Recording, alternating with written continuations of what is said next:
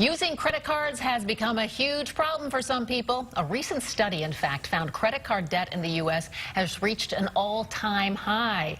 Certified financial planner Nancy Coutu, co-founder of Money Managers Financial Group, is here with us this morning. She has 4 mistakes we're making with our credit cards and how to avoid it. Thanks for being here, Nancy. Thank you for having me. So this is a big deal. It's a major problem for us. It's a very big deal because we're in the I want it now, kind of pattern, and we're spoiled, and it's a big deal. $1 trillion. There was a survey done last November, $1 trillion in credit card debt.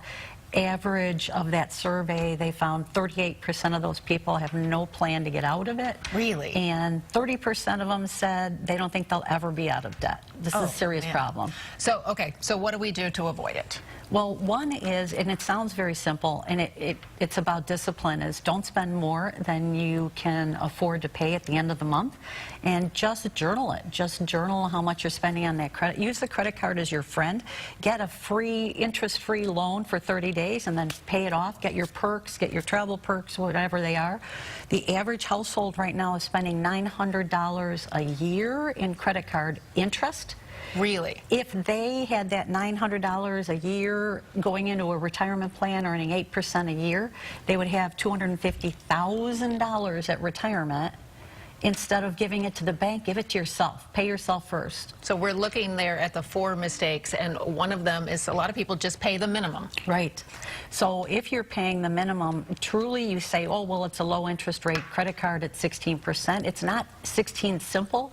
It's 16 compounded daily because you have an outstanding balance. So it's substantially more than 16%, and it's building, building, building. If you ever look at your statement, you pay the minimum payment and you get the next statement, you'll see that less than half of that payment was credited to any kind of debt. So you're not even making a debt. You're not even paying off the interest. Okay, but it can be overwhelming for people if they've got a big debt. Where do you start?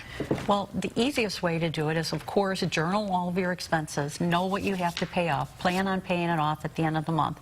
But there are so many fees involved, the consequences if you don't.